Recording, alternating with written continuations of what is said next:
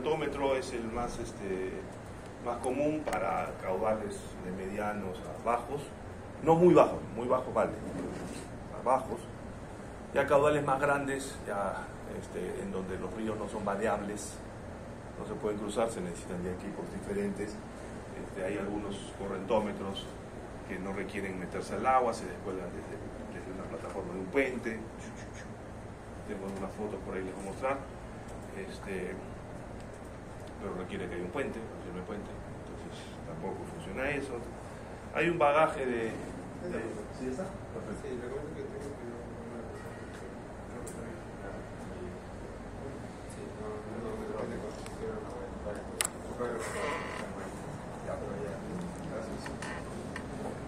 Entonces,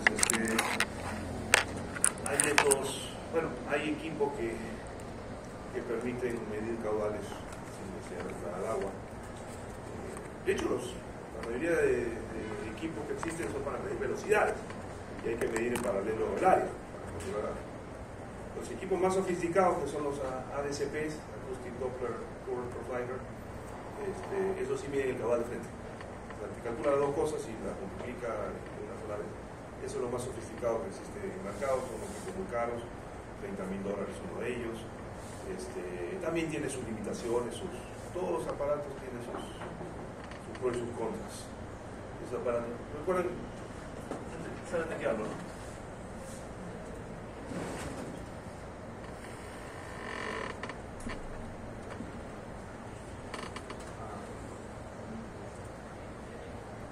Estos aparatos. Esta es la sonda, que se monta muchas veces en un catamarán como esta parte está en la parte baja del catamarán y de alguna forma se hace ir de un lado al otro y de frente, todos esos colores son diferentes velocidades. Está midiendo que la velocidad cada es diferente. Te mide la velocidad de todos los puntos y de pasadita te mide la sección. Y bien llega a la otra orilla y ya tienes el caudal en la computadora. ¿No? Pero de nuevo esos equipos son bien caros y aparte que tienen sus limitaciones. Por ejemplo, esos aparatos, al menos la marca que conozco yo, no conozco otra marca, la marca con la que trabajamos, no sirve para profundidad de menos de 30 centímetros. Necesita 30 centímetros como mínimo. Menos de eso no mide. Estos aparatos necesitan que el agua no sea muy limpia, porque parte del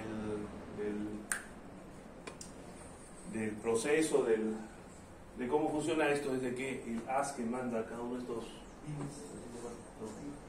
tiene que caer sobre algo sólido, que muchas veces es sedimentos que están viajando como el agua a la misma velocidad del agua, y dependiendo de la velocidad con que le toma regresar eso, chocó por acá y después regresa a la sonda, con eso calcula la velocidad con la que esa partícula sólida se está moviendo en el agua y por lo tanto con la velocidad a la que se mueve el agua. ¿Me explico?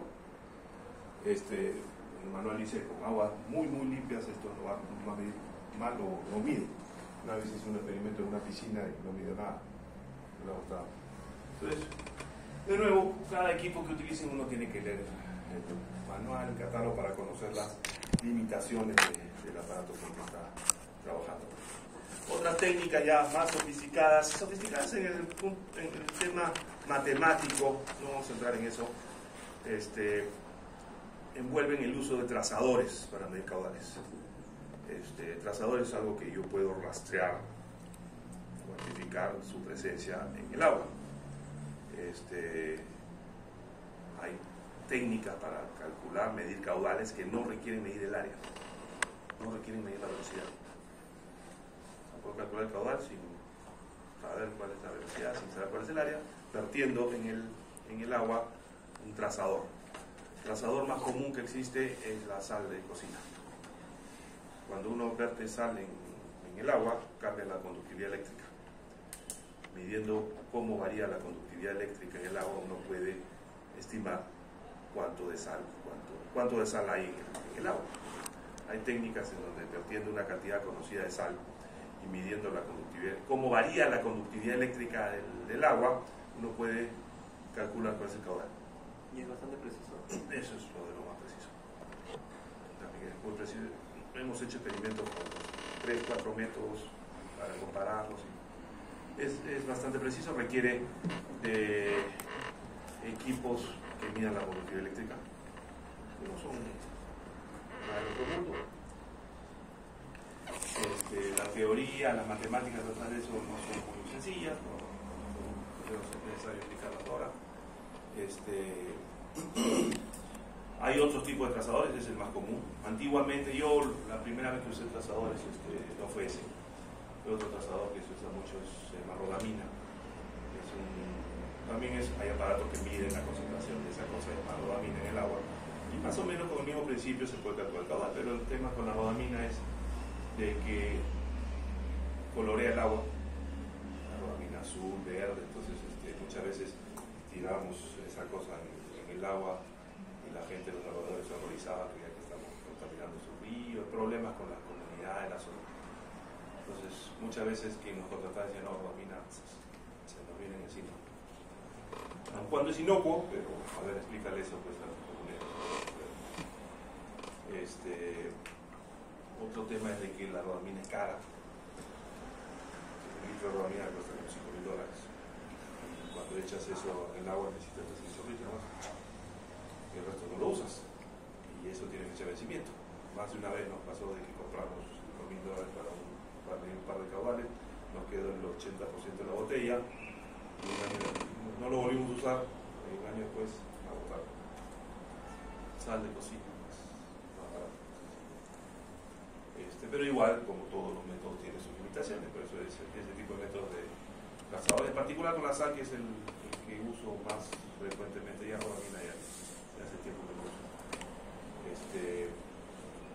No se recomienda, por ejemplo, en cursos de agua en ríos donde no hay turbulencia. Un río así muy mansito, muy tranquilito, no. Pues, cuando uno vierte la sal, necesita que la sal se mezcle en el agua. Si uno lo tira ahí, el río. Me ha sucedido que alguna vez intenté, tiré la sal en el río y lo que vi fue un borroque blanco en el fondo, pero se movía. Se quedó ahí la sal. Necesita cierta turbulencia en el agua, no haya mucha vegetación, mucha piedra, porque parte de la sal y de la sal se puede quedar atrapada entre las plantas, entre las piedras, malogrando el experimento. Es un experimento casi de laboratorio de lo que se hace. Bueno, tiene hay varias formas de medir caudales para varios casos. Ese de la sal nosotros lo usamos mucho en los casos en donde la sección del río es bien irregular y acabamos de medir el área con precisión, acaba de ser un dolor de cabeza. Ese método no requiere medición de área. Puede ser todo lo regular que quieras y lo va a medir, porque no requiere saber cuál es. Entonces hay N métodos. Ese de la sal también tiene sus limitaciones. ¿Cuál? ¿Cuánto de sal puedes verter humanamente posible en el agua? Nosotros hemos hecho eso.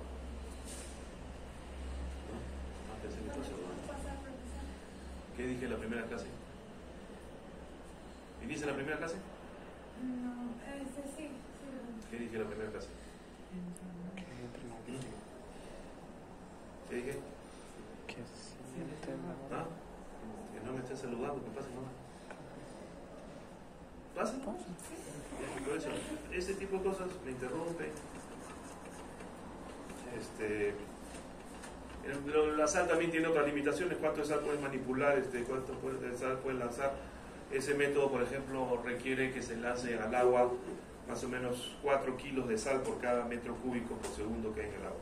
Uno tiene que ir más o menos, ¿cuánto habrá acá? 5 metros cúbicos, tiene de 20 kilos de sal. Hacia el ojo, más o menos. Ya, pero, a ver, puedes lanzar 20 kilos, de repente 100, 200 kilos de sal. Entonces, si quieres medir caudales muy grandes con la sal, vas a tener que media tonelada de sal. Ya. Con bubis. Nosotros hemos medido con sal hasta 800 metros cúbicos por segundo. Fue una odisea con un buggy desde un puente tirado. Imagínense 300 kilos de sal. Un río era bien grande. Pero ya más allá de eso es bien complicado. Entonces ya hay que pasar a otro método. Y así. Uno tiene que conocer las características de los métodos, de los equipos que usa y las condiciones del sitio donde va a hacer la medición para tomar una decisión acertada.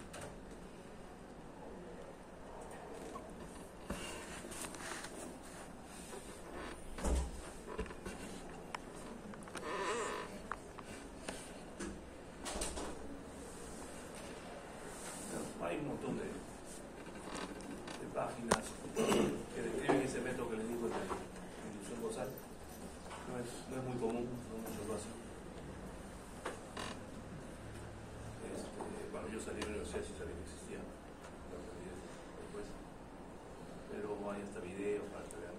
Yo tengo un video por ahí. Voy a ponerlo alguna vez.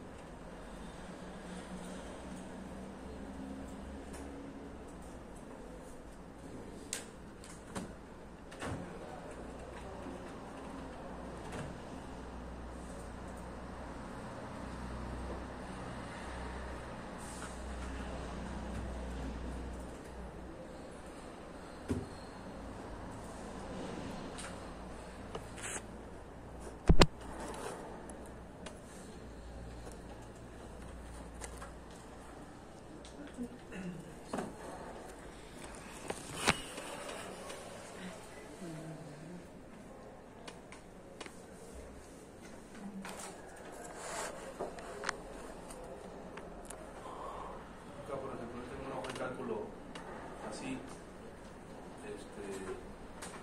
que normalmente se la lleva quien va a hacer mediciones en el campo, en los ríos. Yo les digo, no te atrevas a traerme los datos y por supuesto en esta libreta. A veces me lo traen una libreta a mano y cuando llegan a Lima ya ni se acuerdan, ya dice el mismo, ya nadie se acuerda que dice ahí. Entonces, a ver, por ejemplo, acá está distancia, profundidad, velocidad media, acá se ponen las velocidades en cada una de las franjas. Primera prueba, segunda, bueno, acá 3 pruebas porque otra recomendación que les hago si les van a hacer mediciones, así entre 3 mediciones de caudal. Las 3 tienen que salirte muy parecidas, porque si, imagínate que cometiste un error en la primera y no te diste cuenta. Y si no tienes otra medida contra la que comparar, te puedes traer ese valor malo a tu casa, a tu oficina y ese cálculo con él. Entonces, siempre 3 mediciones y las 3 mediciones tienen que ser muy cercanas. Y si una discrepa, haz una cuarta. A ver, por ejemplo, los datos de un grupo. Punto 0, la profundidad supongo que era 0, ¿no? Y la velocidad supongo que era 0. Después, siguiente profundidad, ¿a qué distancia estaba? La primera fue, el peso lo dimos en 5 partes. Ya por eso. Que era 57 la primera y esa profundidad era 18 centímetros. 57 centímetros y así, ¿no?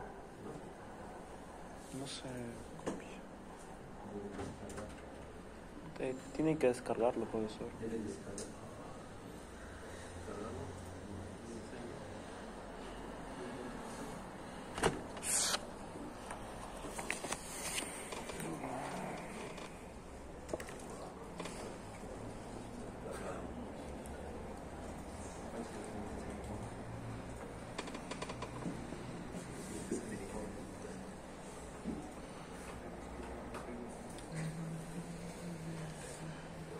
Vamos a poner esto en el Canvas.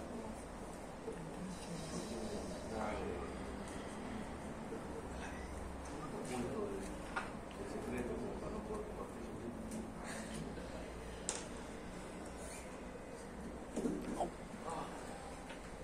0, 0 y 0.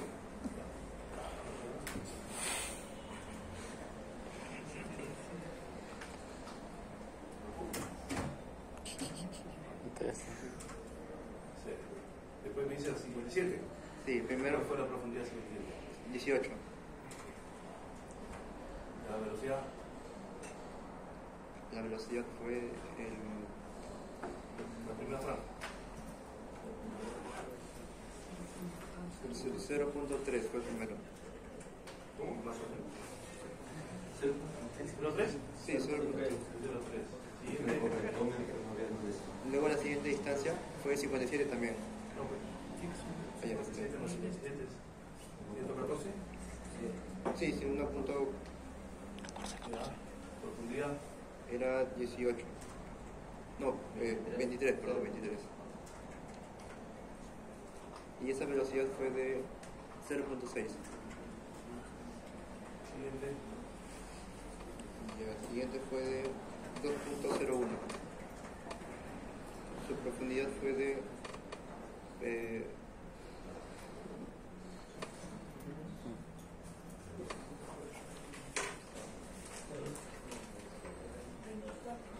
24. La señorita está calculando.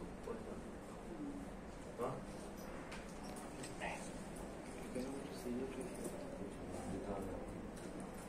¿Cuánto sale?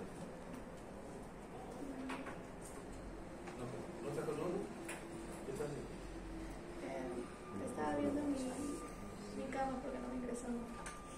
A ver, siguiente profundidad, ¿cuál era? Es una semana después ya está todo perdido, olvidado, no se acuerdan si vinieron. Sí, ¿cuánto es? 7 más 57. Una semana no se acordaba. 24 de el primero eran 87 y sumaba 57, era 1.44. No sé, No, pero desde arriba.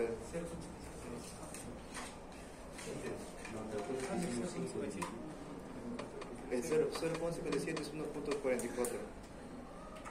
¿Empezaron 1.44? No, empezamos de 87. No entiendo. Vaya. Otro grupo. Hemisferio terrestre ordenado. ¿Nadie? Fue a 0.52. 0.52. ¿Y la velocidad? La primera velocidad. No, por la profundidad. La profundidad. Sí, porque yo lo he hecho 19. quitando esto. 19. ¿Y la velocidad de la primera franja? 0.3. 0.3. Ya, 0.3. Ya. Siguiente distancia. 1.04. Distancia. 1.04. ¿Ya? Profundidad. 17 centímetros. 17. Velocidad. Puesto distancia. Velocidad 0.4. 0.4. Esto ya se Siguiente distancia. 1.56. 17, 14, Profundidad. ya 1.71. 12.5. 12.5. Estoy sacando esta área. Velocidad. Sí, sí, sí. ¿Hubo una más? De distancia desde el acumulado. Ah. Sí, pues así, con eso. Suma sería La siguiente. 2.6. 2.3. Empezaste 6. 6. Profundidad. Era 87. 9.5. Estamos estos dos. 0.9. Pero si el margen es este, esto sería ¿Y 0. velocidad? Cero. Claro, entonces la distancia es prácticamente Nada más. la distancia de cada Ya, uno. según esto, bueno, acá. Aquí está, pues, en la columna de área está la fórmula con la cual puede calcular el área de cada una de las franjas, teniendo en cuenta esta información. Geometría elemental. Idealizando cada franja como un rectangulito, ¿no? Y los extremos como un triangulito. Bueno, así, y luego, y acá la suma de estos son los caudales de cada franja, y la suma de estos, el caudal dice 61.5.1 litros por segundo. Ese es el caudal que midió aquel grupo. ¿Y cuál fue la velocidad media que calculaste? ¿Cuando hiciste un solo valor? 0.2. Sí. A ver, si hubiéramos utilizado un solo valor, ¿cuál hubiera sido el caudal? El caudal hubiera sido 0.2 por la misma área, ¿no? El área no cambiaba.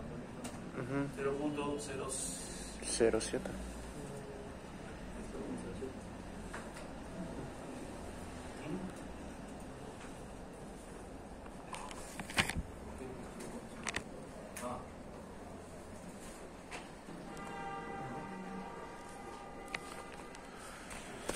Sería el área por la velocidad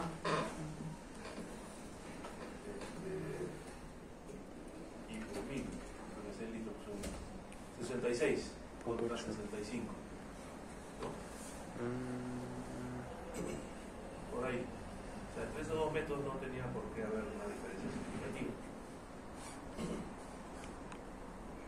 Ya les comenté por cuándo se prefiere usar uno que otro método. Tiene que ver con el ancho del cauce. Y la otra forma que calculamos fue con el método de la velocidad superficial. ¿Cuánto fue la velocidad en la superficie?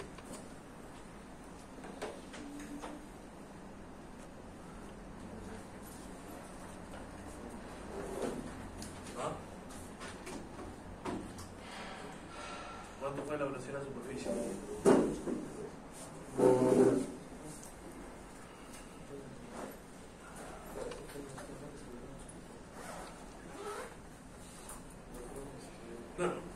No esperaba que trabajen de forma ordenada, pero se dan cuenta en no trabajar de forma ordenada, después dice dónde está el dato.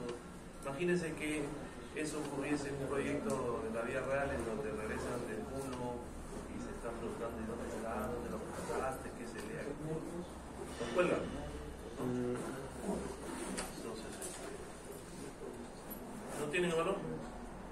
0.25 Pero para comparar con el otro, la velocidad superficial. hemos calculado 3 velocidades. ¿Ah? 3 velocidades habíamos calculado en el ensayo 2. Calculamos 3 velocidades. Espérate, quiero con el mismo grupo ver cuánto de diferencia hay si calculamos el caudal con la velocidad superficial. ¿Tienes la velocidad superficial o no? ¿Sí o no? Porque calculamos una distancia y los tiempos. A ver, ¿cuáles son las distancias? Pues la distancia de 6 metros y calculamos 3 y 4 tiempos. ¿Cuáles son los? 8.9 ¿Ah? 8.9 segundos. El segundo es 8.82, 9.13 y 9.27.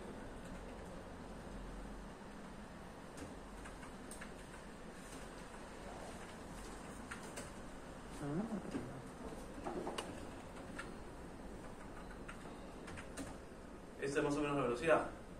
¿Sí? Sí.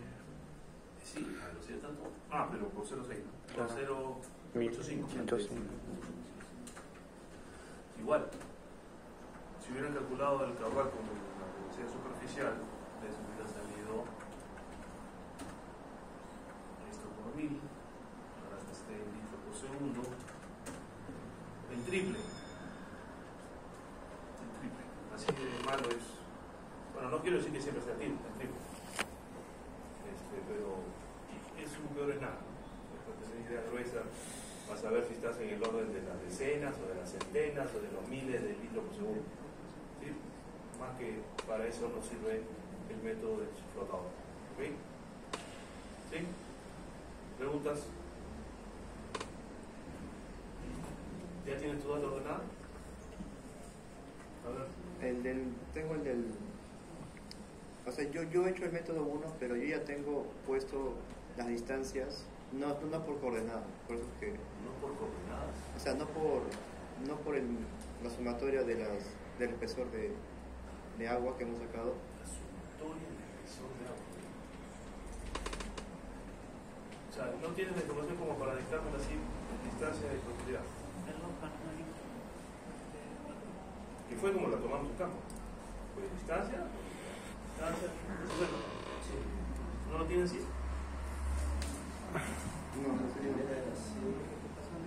Voy a poner esta hoja en el Canvas porque quiere curiosidad, jugar con la hoja, meter sus datos. Si la sección se divide en más franjas, simplemente se copia la última fila. A veces, ¿no? Ya está. ¿Sí? Nada más. Esto va a ser.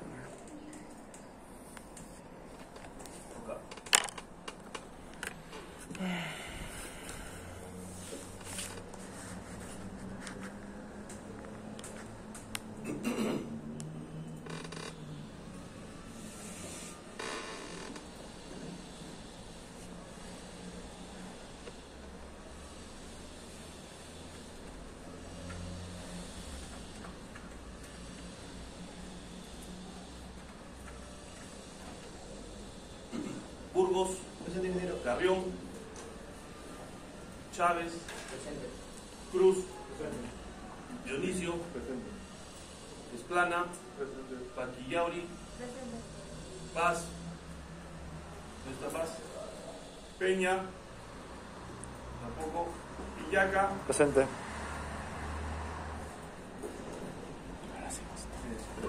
Preguntegui, Quispe Maldonado, Quispe Rodríguez, Presente. Ramírez, Presente. Riveros, Presente. Rojas, Rúa, Presente. Santana, Sebastián,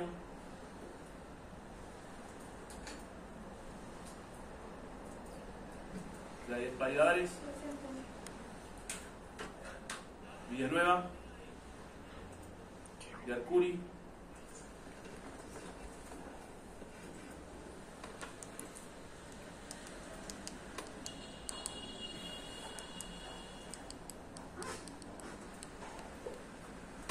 ahora lo que vamos a ver a continuación, luego de haber terminado la clase pasada de discutir, conversar sobre los parámetros involucrados en el diseño de canales, vamos a ver los métodos más comunes para diseñar canales. Sus ventajas o desventajas, cuándo aplica uno, cuándo preferir el otro. Vamos a ver tres métodos, que son los más comunes y los que van a encontrar en la literatura.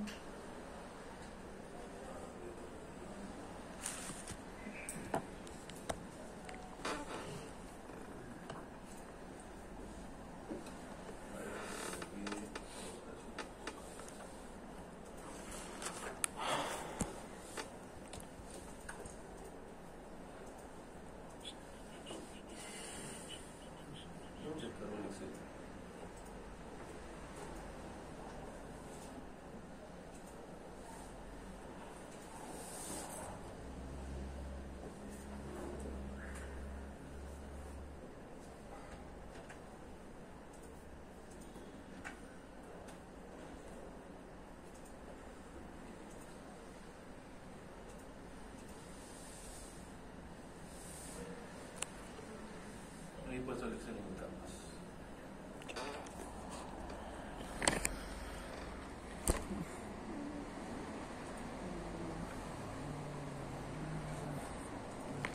Lo que vamos a ver a continuación son los métodos más comunes de diseño de canales. Y los métodos existentes o los que vamos a discutir se clasifican dependiendo, o se dividen dependiendo del tipo de canal que queremos diseñar. Vimos que una clasificación de canales nos permite dividirlos en los llamados revestidos y no revestidos. Tenemos tres formas. Uno no revestido es aquel en el cual el agua está en contacto directo con el material en donde se hacen los excavación. Todo canal empieza con una excavación, ¿no? Que es un hueco de terreno. Y un canal revestido es aquel en que, luego de haber hecho la excavación, se pone algo de interfase entre el terreno natural y el agua, y es por donde el agua va circulando. Revestimientos como el que vimos en el laboratorio, en el canal del río Surco, cuando tenía piedra. El revestimiento puede ser de concreto, cemento, puede ser piedra, chancada, lo que se les ocurra.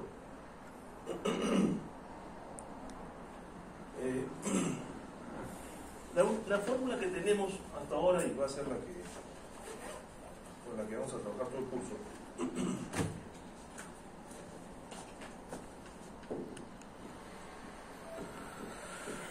media por área,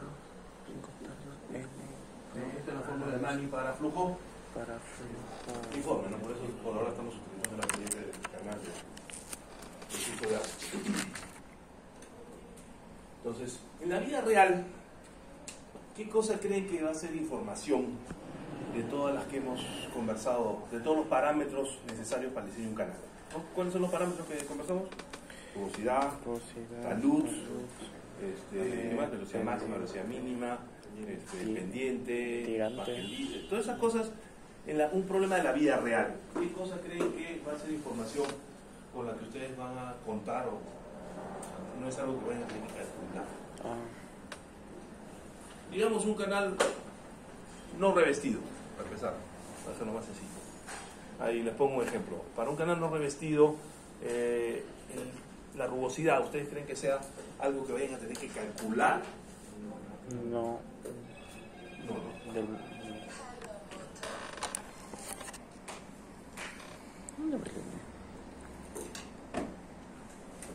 La rugosidad no. La rugosidad, bueno, si van a hacer un canal excavado en tierra no revestido, abren una zanja y ahí está descubierto el tipo de terreno, ¿no? Irán alguna tabla de algún libro, como hemos visto en el 20 show, dependiendo del tipo de material con que va a estar en contacto del agua. Hay tablas que les permiten estimar cuál sería la rugosidad asociada. Hay manuales con fotos y bueno, si ya son más exquisitos pueden hacer hasta un experimento para calcular la rugosidad. ¿Qué otra cosa? El talud lateral del canal, ¿no? Si va recto. Eso no va a ser algo, eso no se calcula, eso es algo que depende de qué, del tipo de material donde se han hecho la excavación. Entonces, habiendo hecho la excavación, ahí ya vamos a ver, esto, el talud máximo que puede aguantar es tanto. Eso no va a ser un incógnito, normalmente es un dato entre comillas, ¿no? Van a tener que pensar un poco pero no es algo que vayan a tener que despejar de esta ecuación, a eso me refiero, ¿no? ¿Qué otra? La velocidad máxima, mínima. no se calcula. Conocido el material en que se ha hecho la excavación, hay tablas también que permiten estimar cuál es la velocidad máxima que admite ese material sin que empiece a hacerse inestable el canal, así se llama, así que empiece a erosionar. Y velocidades mínimas también dependerá de qué, de la calidad del agua, de lo que trae el agua suspendido para evitar de que esas cosas se depositen en el fondo. Tampoco es algo que vaya a despejar yo de esa forma.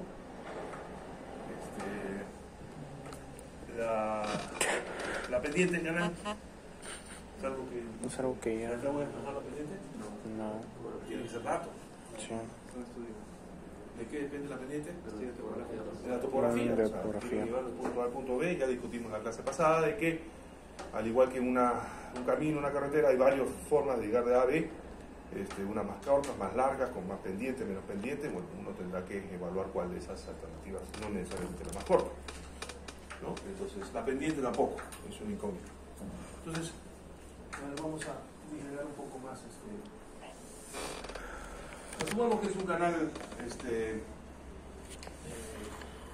prismático, regular. Entonces, para que el razonamiento que hagamos sea más sencillo. B por I más I cuadrado, ¿no? Es un trapecio. El razonamiento que vamos a aplicar ahora se puede extrapolar también arriba, ¿no? Pero va a ser más fácil de ver en una forma geométrica conocida. B más 2y raíces. ¿No? Esta es la fórmula, ¿no? Entonces, ¿qué hemos dicho? De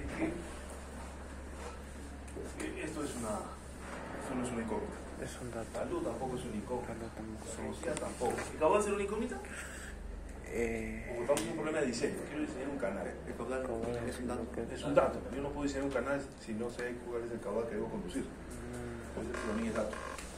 El primero es un dato. Okay. ¿Qué me queda de incógnitas? La tirante. Base y tirante. Base y tirante. Eso sí no es dato. Acá tenemos una ecuación con cuántas incógnitas. Con 2. Existen infinidad de combinaciones de base y tirante que cumplen con la ecuación de Melton. ¿Sí?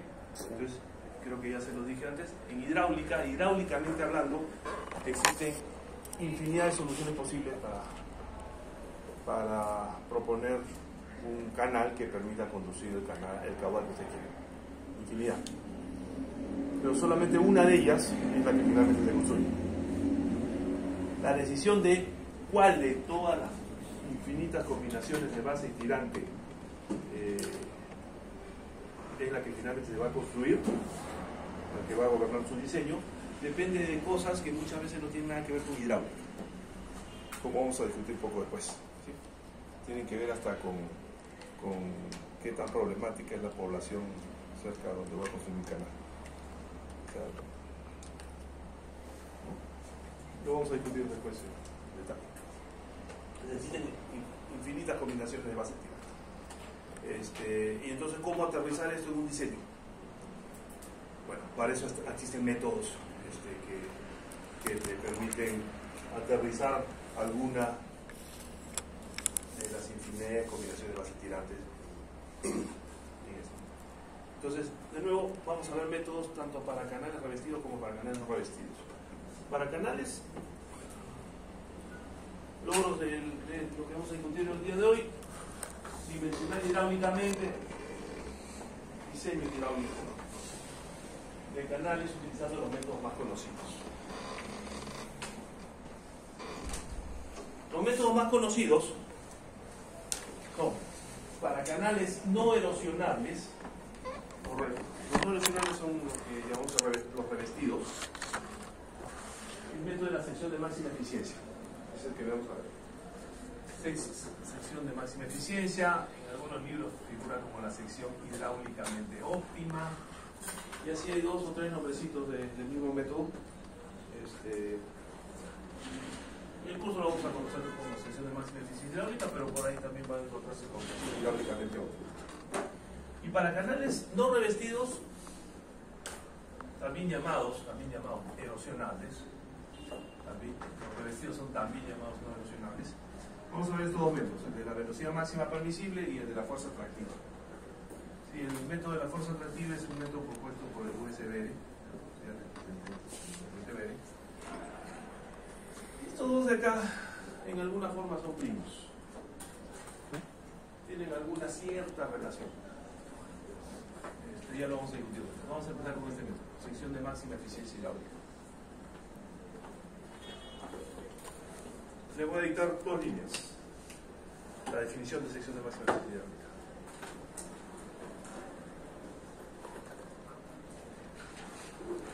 Se dice que una sección es de máxima eficiencia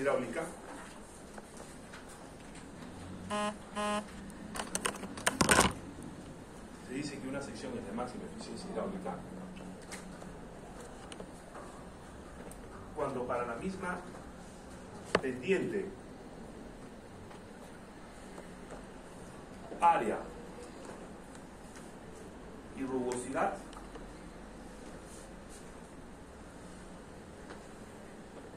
deja pasar el mayor caudal.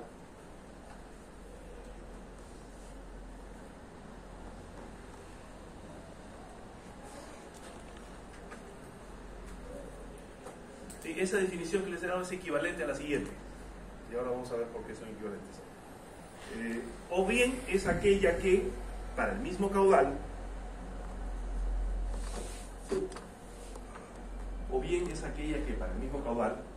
pendiente y rugosidad,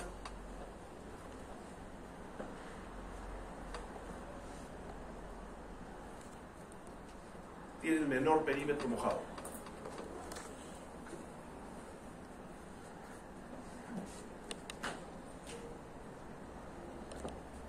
Entonces, esas son dos definiciones equivalentes, ¿no? Las dos dicen lo mismo, con palabras diferentes. Y de esas dos definiciones se puede concluir algo más sencillo. La sección de máxima eficiencia hidráulica es la que tiene el menor radio hidráulico. Perdón, el mayor radio hidráulico. La sección de máxima eficiencia hidráulica es la que tiene el mayor radio hidráulico. De esas dos definiciones equivalentes que les he dado, se puede concluir, lo vamos a ver ahorita cómo se concluye eso, es aquella que tiene el mayor radio hidráulico. Recuerden que es radio hidráulico, ¿no? La relación entre área mojada y perímetro mojado.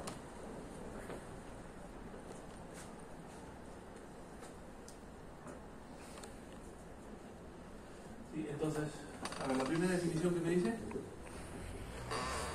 que la sección es de máxima eficiencia hidráulica cuando en lo mismo es pendiente, constante, o sea, para la misma pendiente, área y la misma rugosidad pasa el mayor el mayor caudal, ¿no? Cosa de mayor caudal. Entonces, para que este sea el mayor, y este sea el denominador, Puede ser.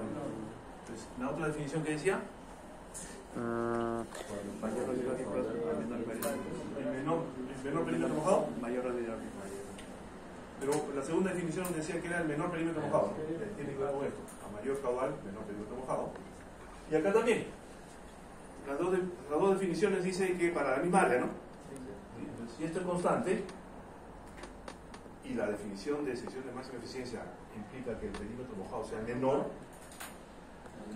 eso debe ser mayor. Entonces, las tres definiciones están hermanadas, es básicamente lo mismo dicho de otras palabras. ¿Me explico? ¿Sí? Son tres formas diferentes de definir sección de máxima eficiencia. Y ahí más o menos está definido.